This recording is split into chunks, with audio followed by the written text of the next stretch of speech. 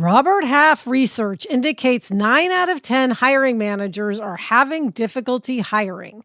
If you have open roles, chances are you're feeling this too. That's why you need Robert Half.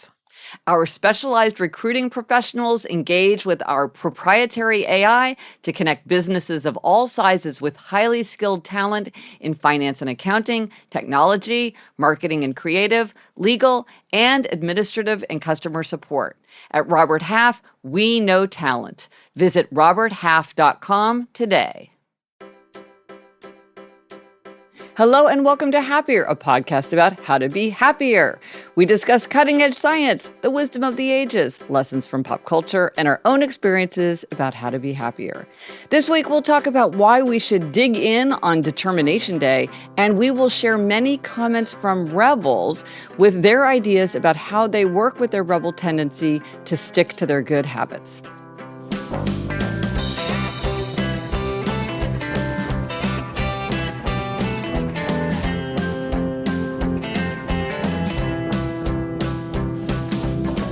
I'm Gretchen Rubin, a writer who studies happiness, good habits, the 5 senses, human nature. I'm in New York City. I'm not in my little home office. I'm elsewhere in an undisclosed location in my apartment. But joining me today from Los Angeles is my sister, Elizabeth Kraft. That's me, Elizabeth Kraft, a TV writer and producer living in LA. And Gretch, I'm wearing my Choose the Bigger Life shirt today. Excellent. And I'm drinking out of my koi-themed mug. Oh, so yes, we're you are. all about 2024 and getting happier. That's right. But before we dive in, we got a really fun update from a listener related to gold stars. Of course, we love gold stars. We talk about gold stars every episode. And this was a great gold star story. Gretchen, we talked about gold stars in episode 468. And of course, we talk in every episode about gold stars. And listener Diane sent an obituary of George Davis from the Lexington County Chronicle in Lexington, South Carolina.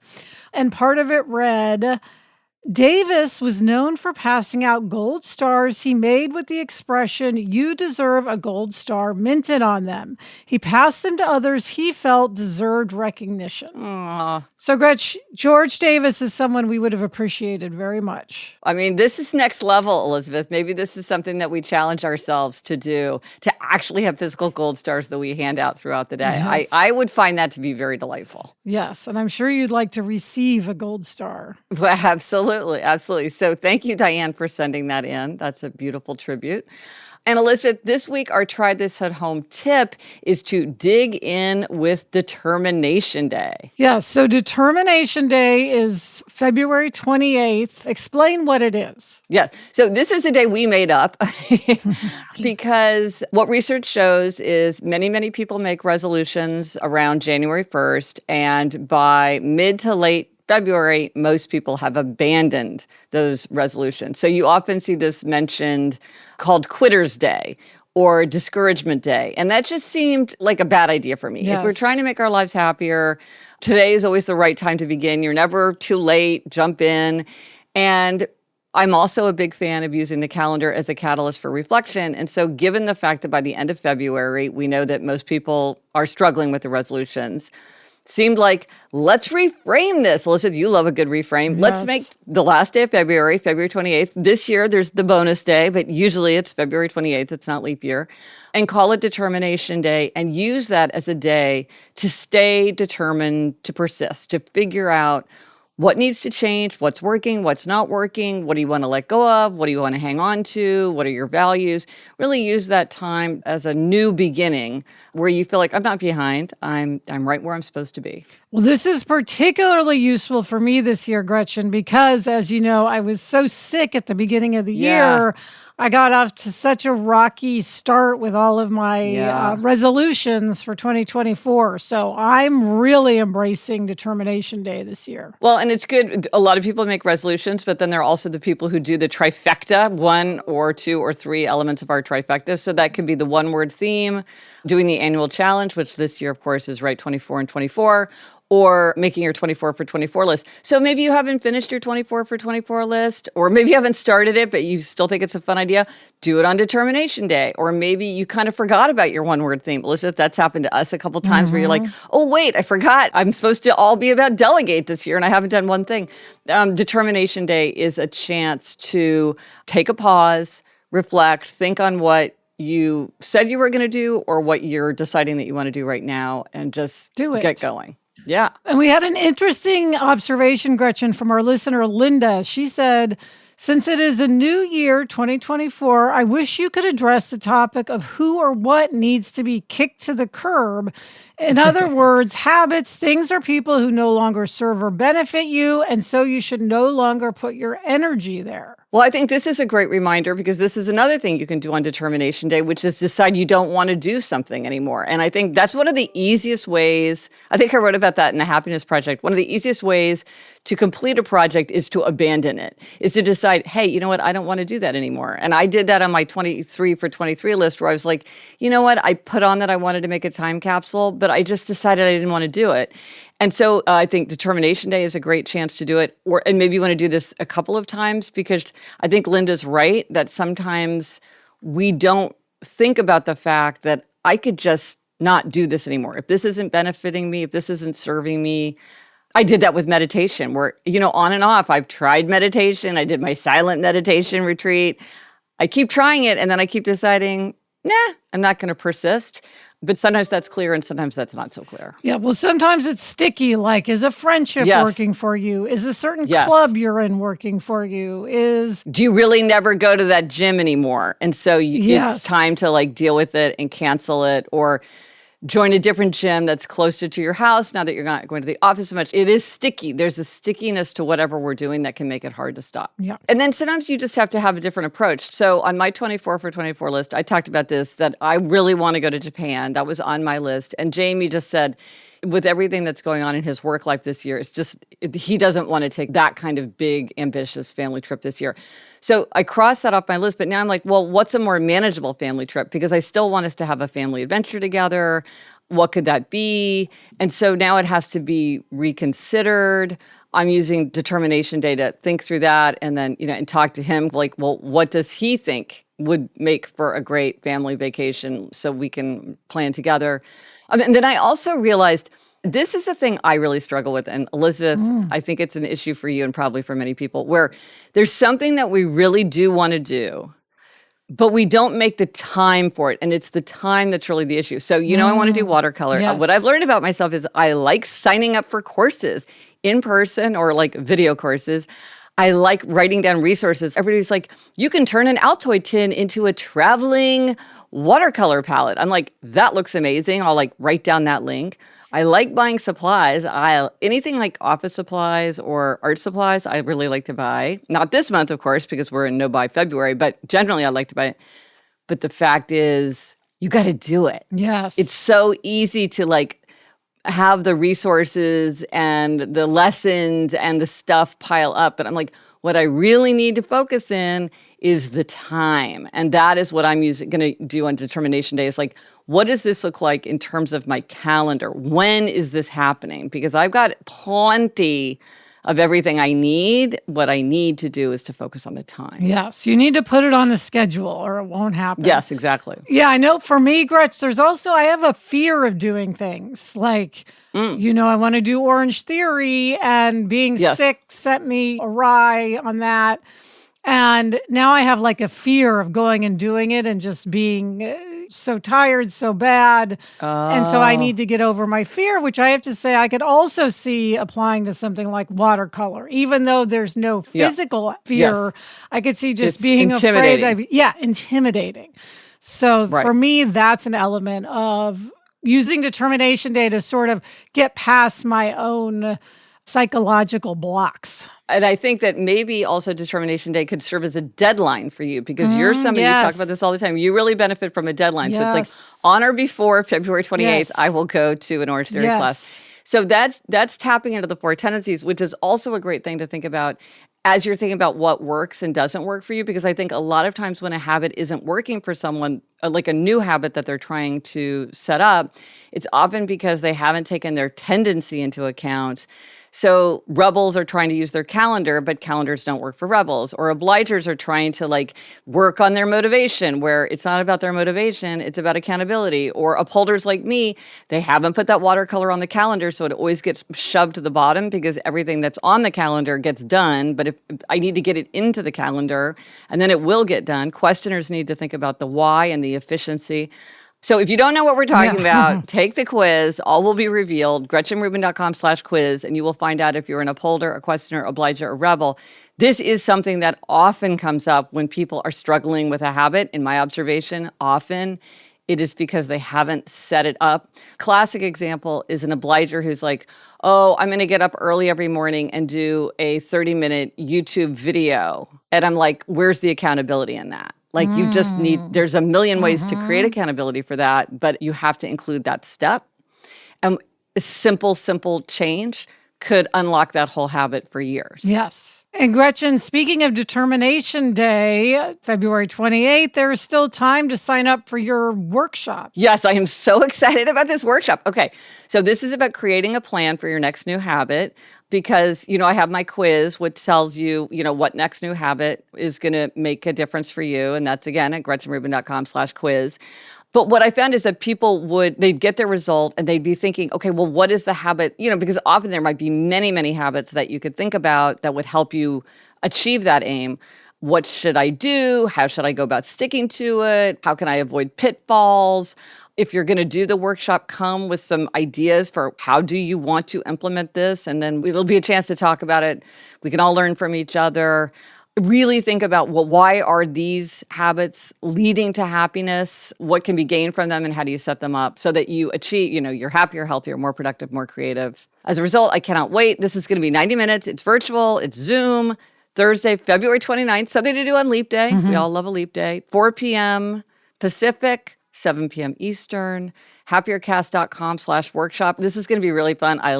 This is kind of my happiness bully side. It's just talking to people about what their habits are and what they're planning. And I plan to take a lot of notes. We might get some good try this at home and hacks out of it. So join that. Yeah, it's happiercast.com/workshop. Yes. And Gretch, by the way, my habit that I should focus on, is around investing and saving and money. And I just want to tell you, there might be some exciting news about my will coming soon. I'm going to leave that there. Ooh. Stay tuned. Okay. I am on the edge of my seat. So let us know if you do try this at home and how digging in for Determination Day works for you. What are you going to do? Let us know on Instagram, Threads, TikTok, Facebook. Drop us an email at podcast@GretchenRubin.com. Or as always, you can go to the show notes. This is happiercast.com/469 for everything related to this episode. Coming up, we have a happiness hack inspired by Andy Warhol. But first, this break.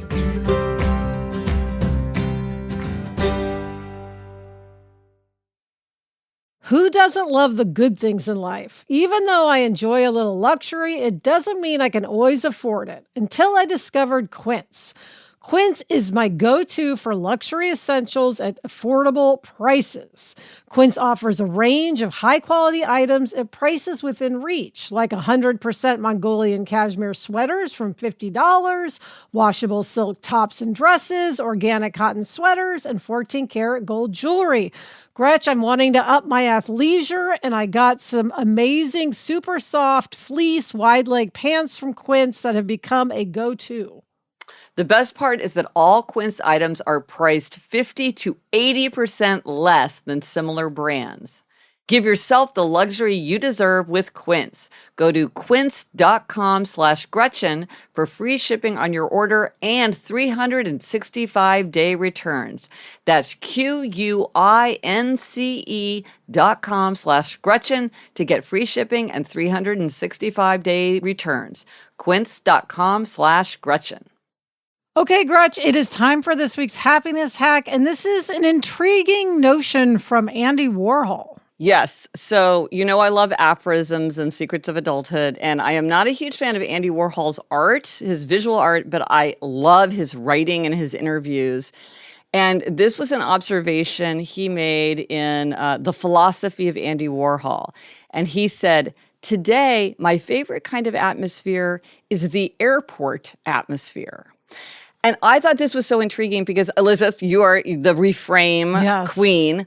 And I just thought this was a great way to reframe the airport, because I always think of the airport atmosphere as like something to be gotten through. It's like friction. It's something that you want to have as little as possible.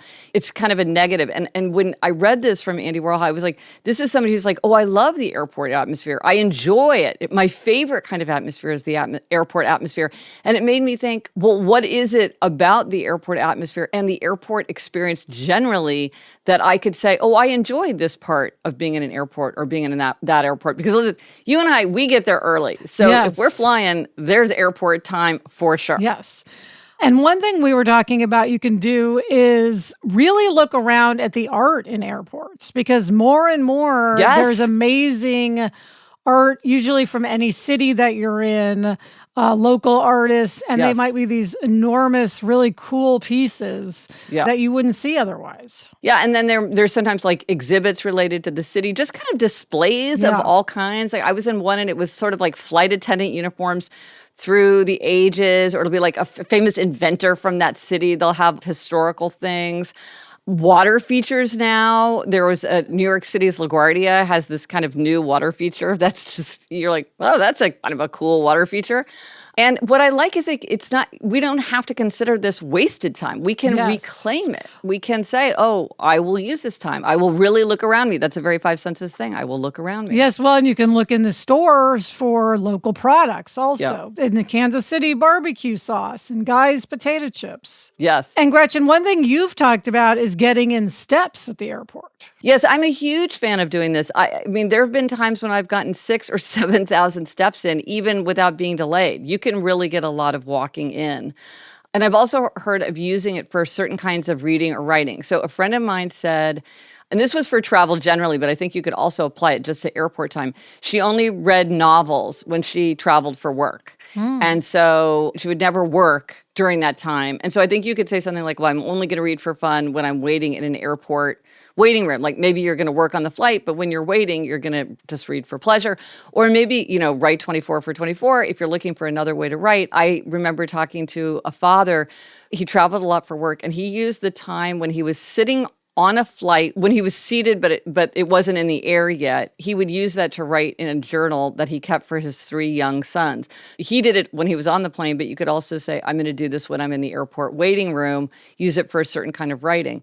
And then, of course, listen, all this is about the five senses, what we see, we're walking around with our feet, but the smells of airports, right? Very airports specific. have lots of, let's see if we get to the same answer. What is the most specific, most distinctive smell that you smell in an airport? Yes, Gretch, like Auntie Anne's. Every airport in the U.S. has Auntie Anne's. Very specific smell. Yes. Very specific smell. And then in terms of taste, I'm remembering somebody I knew, we were talking about the distinction between abstainers and moderators. And sometimes abstainers, who are people who give up something altogether, they'll have very planned exceptions. And this was a guy who basically didn't eat sugar, except that he had the planned exception of that he would always go to Cinnabon if he were in the Newark airport. So for him, the airport atmosphere of the Newark airport specifically was very Cinnabon. And I thought that was very funny because he's like, now I love going through Newark.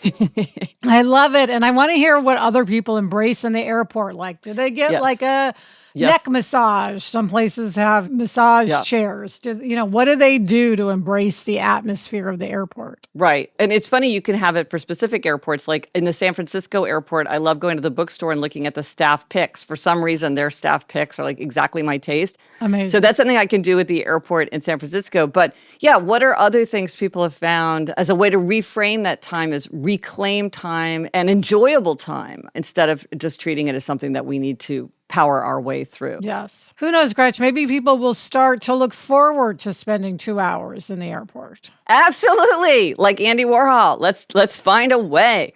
And now, Elizabeth, we are going to talk about tips related to the 4 tendencies. Yes, Gretch, we are going to talk about rebels and what strategies they use to maintain their habits. Yes. Now, this is, again, if you don't know about the 4 tendencies, take the quiz. And this is useful to think about because Rebel is the most different tendency. They are the most different from upholders, questioners, and obligers. And a lot of times the things that work for upholders, questioners, obligers don't work well for rebels. And so it's really helpful to hear from rebels about what they have found. And this is useful whether you are a rebel or if you have another rebel in your life, because if there's a rebel at home or at work, if you understand the way they think, you're more likely to be able to be helpful or at least neutral and not get in their way. Because the fact is, sometimes upholders, questioners, and obligers do kind of interfere with rebels with all good intentions because we just don't understand their perspective. So I think it's really helpful to hear from rebels. And you'll notice as you hear these, some of them are a little bit repetitive, but I think it's helpful to hear from different rebels because they have slightly different ways that they approach even the same strategy. And I think that that can be useful in just understanding how rebels think. Yes. So Summer said, it's difficult, but here's how I do it. 1, I have about 15 constantly evolving mantras that remind me of the type of person I want to be. For example, I am an explorer and citizen of the world. An explorer has to be strong enough to go on adventures, so I better exercise. 2, I give myself plenty of choices about how to do things. For example, I can do leg day at home, at the gym, or hike up a mountain. Similarly, I set very abstract goals, which allows many different paths to achieve them. SMART goals are the kiss of death for me. SMART being specific, measurable, achievable, relevant, and time-bound. 3, I identify and focus on principles and relationships that are extremely valuable to me, then align my decisions accordingly. I won't blow those up, but everything else is fair game. 4, it helps to have a big new thing on the horizon that I can work toward, like a hiking trip, a finished novel, or a triathlon. The harder, the better. And 5, I work a ton of variety into my life for a fairly stable suburban mother of 5. Wow. I'm lucky enough to work 2 highly meaningful part-time jobs. I don't think I've ever eaten the same meal twice, and I'm always learning something new.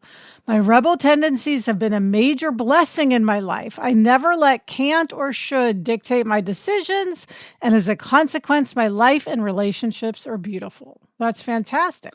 I love this. This is like literally a roundup of all the things that I suggest in the book, The 4 Tendencies for Rebels. This is fantastic. But notice how she says that SMART goals don't work for her as a rebel. That is often advice that people give. Use SMART goals, use SMART goals. They don't work for everybody. No tool fits every hand. Brian says, I constantly invent systems to organize my thoughts and behaviors, which are often deconstructed and reconstructed. I've learned to be okay with this process and that the results are more important than the system I use to enable those results. Such a good idea. Beckett says, I tell no one because the second someone asks about it, it's over. We hear that a lot. Yes. Nudging, reminding, even praising a rebel can make it harder for them. Nicole writes, I don't like having my time very structured, and I like to be able to do what I want, when I want, as far as possible. But for some reason, I am very good at streaks, whether exercise or Duolingo or cold water dipping. And I sort of trick myself into it by challenging myself to keep at it. Then I get a lot of confidence that if I say I'll do something, I will, even though I hate to be held to things. Interesting. Lori said, I use mini goals to hit a target. Basically, I trick my rebel self. You only have to do dishes, exercise, cleaning, the thing for 5 minutes. Then you can go back to having fun. Smart. Christina says, I can't tell anyone because the minute someone tries to helpfully remind me, I push back. Sometimes a person telling me it's unlikely works so I can rebel against their authority. Oh yeah? Watch me, seems to be my mantra then. But it has to be something I genuinely want and that they genuinely think is improbable. Other times I can use my own identity as someone whose word is her bond, like signing up for personal training and then just showing up for the workout. Yonner says, I have a million balls in the air at all times, so I'm always progressing at something, even if other things are lagging behind. One of your tips for rebels was to take pictures. I found this to be a fun way to keep track of projects in progress. Yes, in the Happier app, that's one of the tools that you can use is the photo log, and I've noticed that rebels often will use the photo log. Aaron writes, I keep my goals to myself, telling other people ruins it. Also, I make my goals a kind of rebellion. My own goals are always longer and heavier than the recommended. So again, it's that challenge. Leslie says, strike when the iron is hot. When I am in the mood to do something, I will go for it full force. If I'm not, it is so hard to do. Beth writes, my husband of 42 years is a rebel, and guess what I am? It starts with O. She's referring to the fact that rebels often pair up with obligers. And about 10 years ago, he started setting alarms on his phone to remind him to do anything he had to do. It kind of drives me bonkers because many times he's not even around his phone when his alarm sounds. The obliger in me has to turn it off and then tell him his alarm was beeping. I have to say, I've heard this from other rebels, and it's not something I would have thought would work for rebels, but it does seem to be something, setting alarms seems to work for them. Rochelle says, I have to gamify things as I really hate losing. It's like being told you can't do something. For example, I used the Way Better app to bet money that I could complete fitness challenges. Jade said, I keep a very loose schedule, a weekly set of pull tasks which I can choose from. This has been much more successful for me than doing things on certain days. I do activity goals, but no SMART goals. There's that SMART goal again. No exact numbers, no quotas. I hate all that. If I work toward a goal, it all counts. If I have to do something, giving myself as much freedom and choice as I can in where, how, what I bring, what I do the rest of the day works. And Gretch, finally, Mel says, I am a rebel. I took the test 7 times and the category stuck. Ironically, I love a list, but I choose what I do on the list. I identify as a productive person. Thus, I get stuff done on the list. I have always been 100% commission salesperson because that way I can do what I want. You don't really have a boss. You're your own boss. Gretchen's work really illuminated how I think, act, and show up in the world. This was fascinating. Elizabeth, I think this is really helpful for rebels and people around rebels to understand what works, what doesn't work. Yes. To me, the biggest takeaway is if you have a rebel in your life, don't praise them for their good habits because it can just backfire. And it seems like that's true of many, many, many rebels. Get out of the way. Let them do their own work in their own way. Absolutely. All right. Coming up, Gretchen has a demerit related to something that she tells people all the time to do, and she didn't do herself. But first, this break.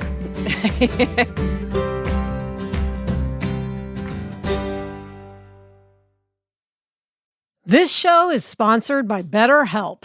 A common misconception about relationships is that they have to be easy to be right. But sometimes the best ones happen when both people put in the work to make them great. Therapy can be a place to work through challenges you face in all of your relationships, whether with friends, work, your significant other, or anyone.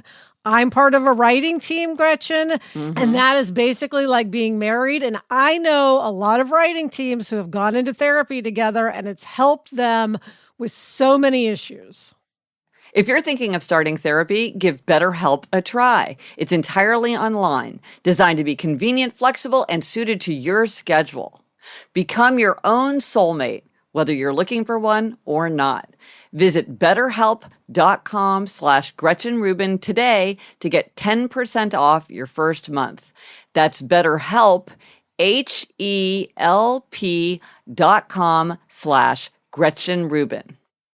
Gretchen, you and I are both enormous fans of Audible. I listen to titles on Audible every single day. I listen when I'm walking the dogs. I listen when I'm in my car. I listen when I'm hiking.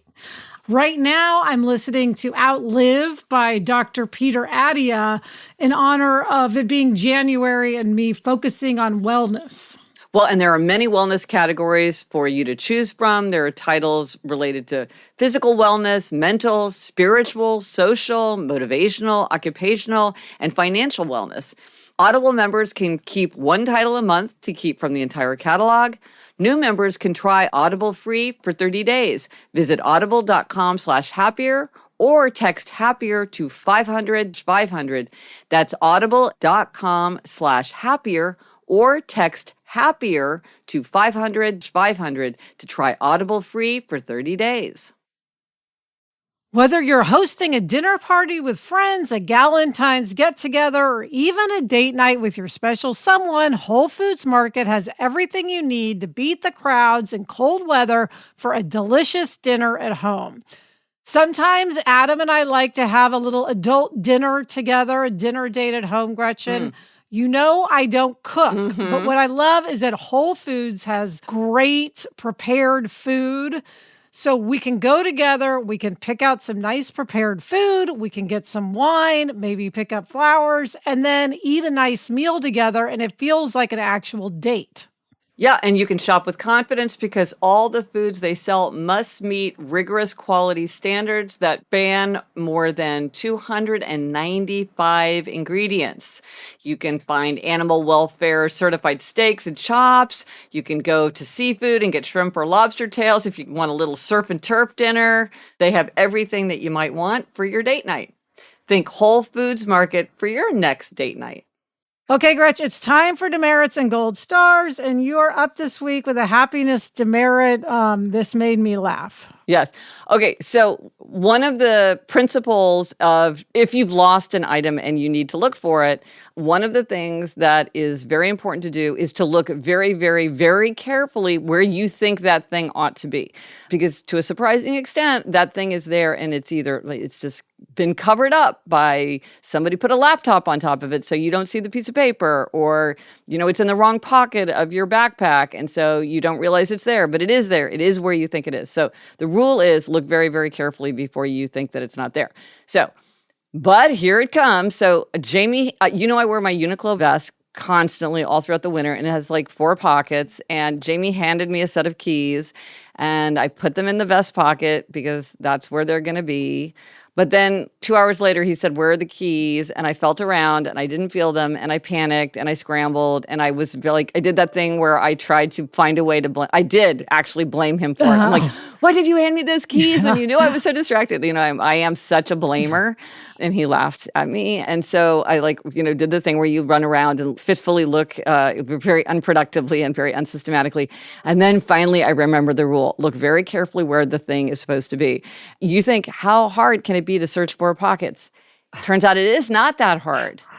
And there they were. Yep. They had been in my pocket the whole time. And I knew that that's exactly where I would have put them. Yes. I knew these rules. I know myself. Yes. What was the problem? Yes. We have to learn everything over and over again. We really do. Over and over again. Yes. So anyway, that's that. I will not forget that one for a while. Elizabeth, take us up. What's your gold star? Well, I'm giving a gold star to my dinner party. It's not even to me, it's to my dinner party. I had a dinner party the other night. And Gretchen, I have been so sick. I haven't been socializing. I haven't been doing things. And it just brought me back to the world. Yes. I said afterward, I feel like I've been like a crabby, cranky zombie walking around. And now I finally feel like myself again. And it's because I just need to be with people. I need that. Yeah. And you are I very forget social, that Elizabeth. it brings me to life. It really does. And so that's my gold star. Well, I want to give a gold star for you because you really have been sick and low energy. And for you and for me both, entertaining is always something that I think takes special energy. We don't take to it the way some people do. And so this is really the kind of thing where you did something, it's called hedonic forecasting. Like, I don't feel like doing this right now, but I know in the long run it's going to make me happier. Yeah. And it really did. Yes. Like, it took a lot out of you to get ready. And then if you had this huge payoff. Yeah, you got to do these things. Gold stars. And the resource for this week. Okay, it's Valentine's Day season. And many people have been asking for the wedding readings that we have compiled over the years. And these are ones that we used in our own weddings, and we compiled a bunch from listeners. Yeah, so if you're looking for a reading for a wedding, or if you just think it would be fun to read a bunch of readings related to love, you can get that at GretchenRubin.com/resources, or I'll post the direct link in the show notes.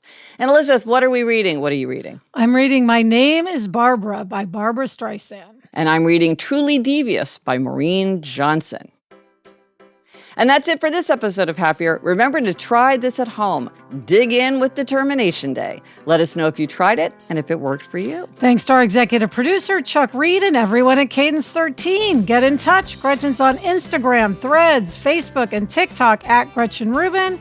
And I'm on Instagram and Threads at Liz Craft. Our email address is podcast@GretchenRubin.com. And if you like the show, please recommend it to a friend. Rate, review, follow, and unpause. We really appreciate it. Until next week, I'm Elizabeth Craft. And I'm Gretchen Rubin. Thanks for joining us. Onward and upward.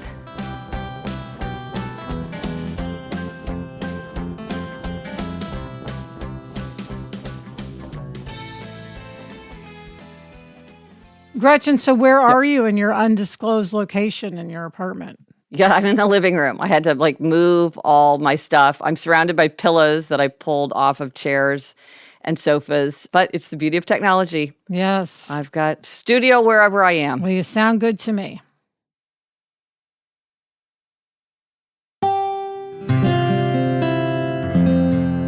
From the Onward Project.